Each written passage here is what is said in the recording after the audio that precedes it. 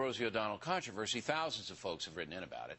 We thought you might like to see part of my interview with the woman conducted in March of 2002. Roll it.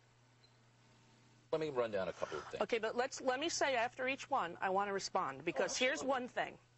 Anything you're going to talk to me about guns, I want to say it's after Columbine. Children were killed, and I'm a mother, and I was devastated by that fact. That's number one. And I'm not excusing my behavior, and I stand by what I said, although some of my comments, in retrospect, seem a little outlandish. Like the day after Columbine when I said, anyone who has a gun should go to jail. I was afraid that children were being killed every day. So you would take that back? Yes, it was the day after Columbine, and I was watching these children be pulled out of windows with their bloody bodies, and... You reacted emotionally? Well, emotionally, and you know what else, Bill? I also have some issues with depression in my life, and feeling as though sometimes the bad guys are in control. Okay, so that you weren't at your top of your game there? No, I wasn't. Okay. But I do think that the passion with which I spoke about why we shouldn't have these instruments that kill so many kids around so readily. But my point of it is that you, Barbara Streisand, and a lot of the celebrities who come off very judgmental, you have bodyguards, right? Do I have a bodyguard? You have bodyguards. Yes, I do. Because you need them. Yes. You're controversial. Yes. Okay? They pack. They have guns. Yeah. Yes. To protect you and your family. Yes. You have to give that same right to other people. But I never said, I said I want all guns licensed and registered, except for the day after Columbine when I said nobody should have a gun. Right. Because I was hysterical crying and tried to doing a show and be funny. And I was emotional, and that's what I said. Okay. But do I think that celebrities shoot their mouths off too much? Yes. And can I say one thing about what you did with after the September 11th thing? When I was called and asked to do that telethon, I said to the director and the people who were putting that telethon together, if you have $1 million cover charge, I will show up. If you don't, shame on you. But you saw how much heat I took challenging the celebrities and challenging them. Because you like to do it. You taunt them. You like it for ratings. You call George Clooney an idiot, and then Sean Penn calls you a moron, and then everybody's talking about it. But it was more than that. I mean, we forced the Red Cross and the United Way to give And that was great. But why didn't you put me on your show and get behind my cause? We don't usually have political debates on my show. But are you sure it's that, or are you sure it's that you think I'm a right-wing guy? Well, I wouldn't be here. Here I am.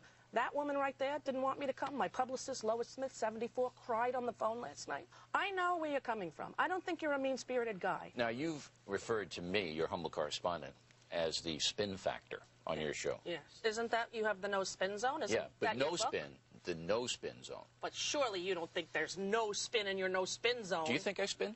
Yeah, but I think everyone spins, or you would just be a empty, vacant shell reporting facts. I mean, you have your life that you bring with you to every moment if that happens. But I don't think sincere beliefs that I hold in that you're a spin. That's not spin. Well, spin is taking the truth. Spin is not always okay, well, if you and then twisting it around. That's spin. Well, James I don't Carville. think that you're deceitful. I just think that you present your side loudly and articulately and with great showmanship. What's my side? I believe that you are conservative, right-winger, more than you are left-wing liberal. If I had to pick, were you Republican or Democrat, I would pick Republican. But I'm against the death penalty. Well, not only are you against the death penalty, you supported Geraldine Ferraro, and you think Bobby Kennedy was one of the best leaders that this country's ever had. Right. So when I read that about you, I said, I will do Bill O'Reilly's show. This interview, very tough? Was this a I was very nervous at the beginning. And as I said, if you want to lose weight, book yourself on the Bill O'Reilly show, because for 2 days I've had diarrhea. I've also had a fight with every single member of my quote-unquote staff or team or whatever you want to say, between Cindy, Lois. Everyone has told me it was a bad idea. But you know what? I knew in my heart and soul that I had to come here because I knew what I had to say is more important than how stupid I might look if you asked me something about Afghanistan, because I don't know anything about Afghanistan.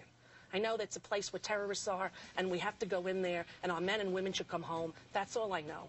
I'm speaking as a mother. Now, wasn't that interesting? I enjoyed that interview. She came off well in that interview. I don't know what happened, but she is welcome. Rosie O'Donnell is welcome to come in here anytime she wants. I don't believe it will happen, but she will be treated with respect if she does. Next, we'll wrap things up with the most ridiculous item of the day from some of your men.